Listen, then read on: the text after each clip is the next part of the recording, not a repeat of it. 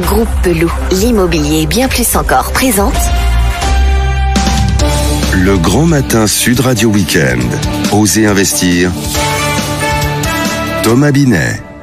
Bonjour, vous êtes sur Sud Radio et vous écoutez Osez investir, votre rendez-vous hebdomadaire sur l'investissement réussi. Achat, vente, conseil, innovation, tout pour vous accompagner dans vos choix de placement. Bonjour Thomas Binet. Bonjour Philippe. Au sommaire de ce 9e numéro. Le tour du propriétaire, les informations prioritaires de la semaine. Le professionnel de la semaine, nous recevrons Jean-François Chaury. Oui Philippe, pour ce 9e rendez-vous d'Osez investir, nous recevons Jean-François Chaury, directeur général d'Advenis Reim, société de gestion des sociétés civiles de placement immobilier du groupe Advenis.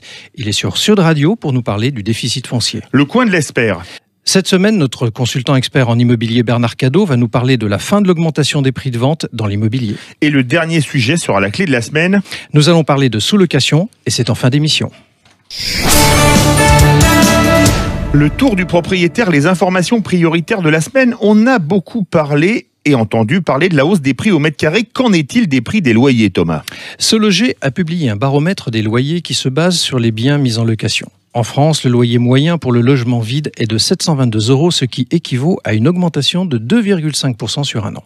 Sans grande surprise, la ville de France qui a les loyers les plus élevés est Paris, avec 1 619 € par mois pour un logement vide.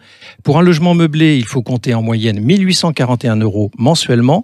Le loyer le moins élevé est en revanche à Limoges et s'élève à 475 € par mois. Quant à la surface moyenne louée, elle se situe à 57 mètres carrés pour un logement vide. Vous voulez nous parler d'un salon pour se renseigner sur l'investissement dans les entreprises. Actionnariat, c'est son nom, est un salon pour investir dans les entreprises en France. Il permet aux actionnaires individuels de rencontrer des entreprises cotées en bourse ou non cotées qui recherchent des investisseurs. Réunions d'actionnaires, conférences plénières, ateliers pédagogiques et thématiques ponctuent les 2 jours du salon. Il se tiendra les 21 et 22 novembre au Palais des Congrès de Paris et l'entrée est gratuite. Cette semaine, Thomas, vous recevez Jean-François Chaury. Notre invité cette semaine, Philippe, est effectivement Jean-François Chaury, directeur général d'Advenis Reim, société de gestion des sociétés civiles de placement immobilier du groupe Advenis.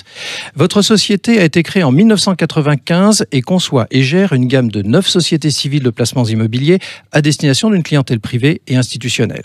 Vos investissements sont réalisés en France, en Allemagne et en Europe du Sud. Votre capitalisation des fonds immobiliers gérés par Advenis Reim représente 483 millions d'euros. Bonjour Jean-François Chaury. Bonjour. Vous exercez dans un métier peu connu du grand public, donc il faut commencer d'abord par expliquer en quoi consiste le déficit foncier.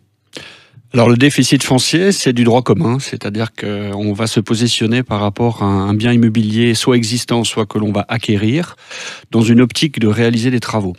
C'est effectivement un bien d'investisseur, là on ne parle pas de résidence principale ou de résidence secondaire, c'est un bien qui va avoir un objet locatif, avec un engagement locatif d'au moins 3 mois après la réalisation des travaux. Et cette possibilité qui s'offre à des investisseurs va leur permettre effectivement de déduire les travaux sur leurs revenus fonciers s'ils en ont déjà, c'est-à-dire que s'ils sont détenteurs d'un patrimoine immobilier existant, et donc avec des revenus locatifs, ou alors à des clients qui n'ont pas de revenus fonciers locatifs et qui peuvent déduire jusqu'à 10 700 € de travaux sur leurs revenus globaux. Concrètement, si je décide de faire du déficit foncier, comment je dois m'y prendre quand je suis un investisseur lambda ? Alors, vous avez différentes manières d'accéder au déficit foncier. La première, c'est d'investir un bien ou d'acheter un appartement, si on parle concrètement, de se positionner donc avec un achat de bien, passer chez un notaire, devenir propriétaire.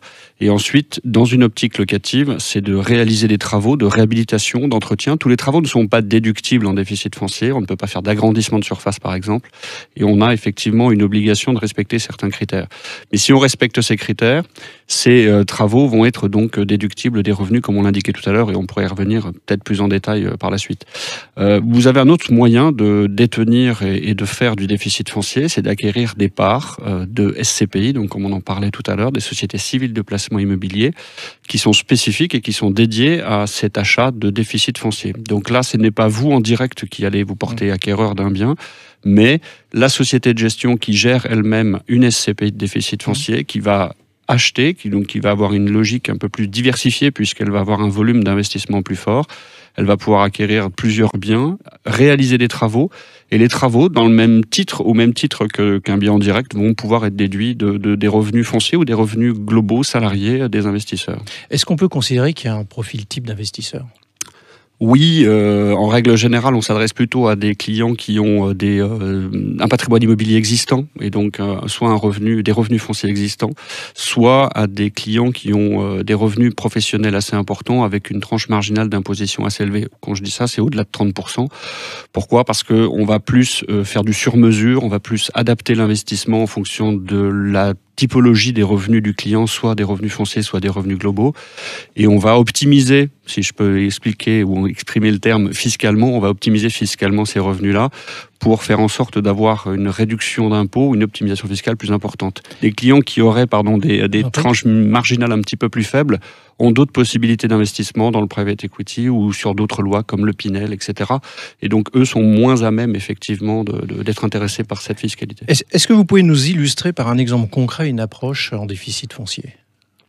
Alors, sur un cas concret, quelqu'un qui va acquérir un bien 100 000 euros, par exemple, oui, et qui va réaliser 100 000 euros de travaux, ces 100 000 euros de travaux vont être déductibles, donc comme je l'exprimais, sur des revenus fonciers existants. Imaginons que c'est quelqu'un qui a déjà, vous parliez tout à l'heure de revenus locatifs de certaines villes, quelqu'un qui a déjà un appartement loué à Paris par exemple ou ailleurs, mais qui a grosso modo 20 000 euros de revenus fonciers existants.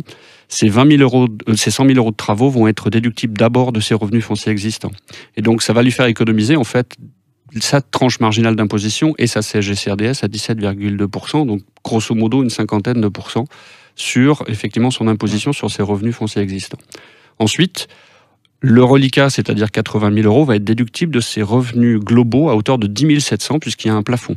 Et donc ces 10 700 vont déduire ses revenus globaux en termes de déduction d'impôt sur sa tranche marginale d'imposition. Donc s'il a une tranche marginale à 41%, ça fait un peu plus de 4 000 euros de réduction d'impôt. Et le reliquat, c'est là où c'est très intéressant de faire du déficit foncier parce qu'on a une visibilité qui est très grande dans le sens où on va pouvoir déduire le reliquat et le reporter sur les 10 prochaines années de revenus fonciers positifs. Ce que je retiens quand même, Jean-François Chaury, c'est que ça ne s'adresse pas à n'importe qui. Il faut déjà, ce que vous disiez tout à l'heure, avoir déjà un patrimoine, avoir déjà une capacité quand même financière. C'est tout ça qu'il faut prendre en considération. On reste sur d'abord des investisseurs. C'est-à-dire que c'est souvent des clients qui ont déjà leur résidence principale, qui peuvent avoir une résidence secondaire, mais en tout cas, c'est déjà des gens qui sont détenteurs de leur résidence principale la plupart du temps, puisqu'on s'adresse là à des gens qui vont venir soit aller chercher des revenus complémentaires actuels, c'est-à-dire tout de suite, soit des revenus complémentaires futurs dans le cadre de leur retraite. On parle, et je pense qu'on va encore beaucoup parler ces prochains mois, de la retraite, notamment avec l'avènement des plans d'épargne retraite, etc. On va avoir effectivement une typologie ou une cible de clients qui est plus des investisseurs et donc qui connaissent déjà la matière immobilière et qui ont une tranche marginale ou en tout cas des revenus un peu plus élevés que la moyenne. Jean-François Chaury, nous allons passer à la question bonus. Pendant toute la durée de votre interview, notre consultant Guy Marty, expert en gestion de patrimoine, vous a écouté et une question à vous poser. Guy Marty, Jean-François Chaury est prêt à vous répondre. Oui, Jean-François Chaury. Dans quel cas recommandez-vous une SCPI classique et dans quel cas une SCPI revenu déficit foncier ? Alors en règle générale, elles n'ont pas la même vocation et pas la même duration non plus. C'est-à-dire que déjà, il faut tenir compte à chaque fois quand on parle d'un client investisseur privé de son objectif patrimonial. Donc si quelqu'un souhaite avoir des revenus complémentaires tout de suite, on va plutôt travailler sur des SCPI d'entreprise, donc des SCPI classiques, comme on peut les appeler, et qui vont, suite à un investissement, pouvoir délivrer un coupon, un revenu régulier tous les mois, tous les trimestres, et donc permettre à cet investisseur de répondre à cet objectif-là. Sur des SCPI déficit foncier, on est plus sur des clients qui souhaitent minimiser en fait leur pression fiscale, notamment avec des revenus locatifs existants et qui représentent grosso modo, ce que je disais tout à l'heure, à peu près 50% d'impôts. Et donc ceux-là sont plus intéressés à réduire à court terme leur pression fiscale, d'une part, et aussi de pouvoir générer des revenus futurs, mais plus tardifs, en tout cas pas immédiats. Donc c'est la différence entre les deux. Merci Jean-François Chaury d'avoir répondu à notre invitation. Je rappelle que vous êtes le directeur général d'Advenis Reim, société de gestion de société civile de placement immobilier du groupe Advenis. Dans le coin de l'expert, notre expert de la semaine, c'est Bernard Cadot, notre consultant en immobilier. Oui Philippe, Bernard Cadot, il y a encore quelques semaines, nous évoquions ici même que le record des 10 000 € du mètre carré était battu à Paris, avec de fortes disparités en fonction des zones géographiques.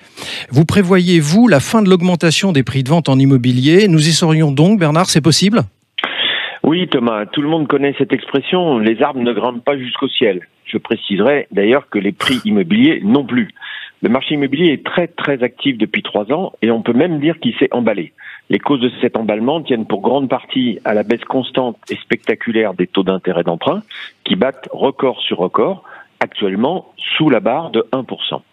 Cette baisse est un réel effet d'aubaine favorable aux candidats à l'acquisition immobilière, dont ils ont très largement profité et c'est bien légitime. Songez par exemple que sur 10 ans, la baisse des taux représente un gain de pouvoir d'achat de plus de 25%. Et dans le même temps, les prix ont flambé.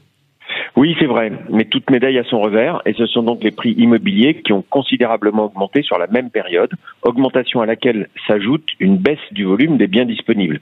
Cette augmentation des prix de l'immobilier ne peut plus continuer. En effet, nonobstant ces taux très bas, le pouvoir d'achat des candidats acquéreurs ne suit plus, car la rémunération ne suit pas. Si les prix devaient continuer leur ascension, le marché en zone tendue serait sous risque imminent de blocage généralisé. Vous considérez qu'il y a un risque sérieux que cela se produise ? Je pense pas que ça va se produire, mais à coup sûr, les prix vont faire une pause et leur courbe va prendre une forme de plateau. C'est imminent.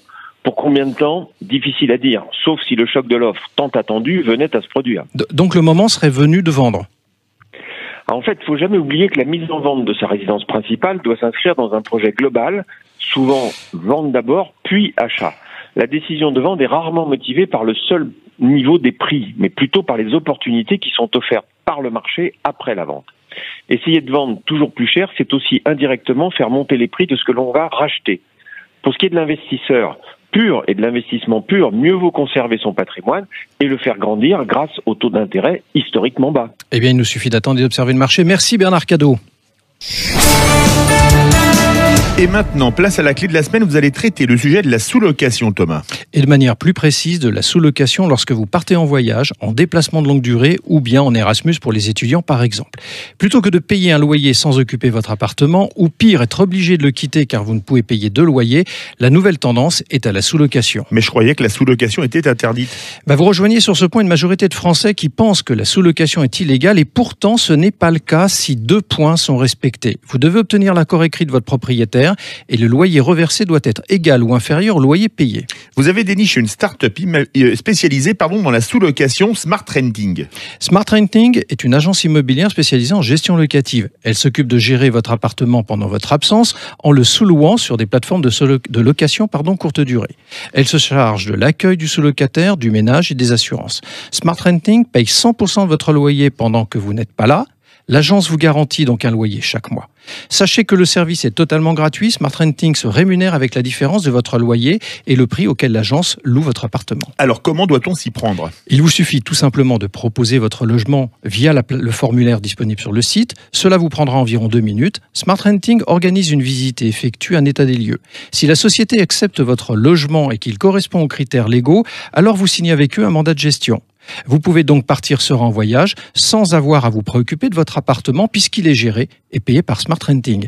Vous le retrouverez à votre retour comme vous l'aviez laissé. Voilà, c'était le 9e numéro d'Oser Investir, l'hebdo de l'investissement réussi. Merci de nous avoir suivis.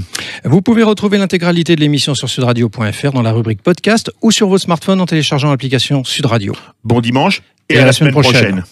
Besoin d'un spécialiste en immobilier ? Depuis plus de 50 ans, le groupe Pelou est le partenaire de toutes vos opérations immobilières. Avec 3 structures complémentaires qui vous apportent des solutions immobilières sur mesure. Besoin d'informations ? Retrouvez-nous sur groupepelou.com. Groupe Pelou, l'immobilier et bien plus encore.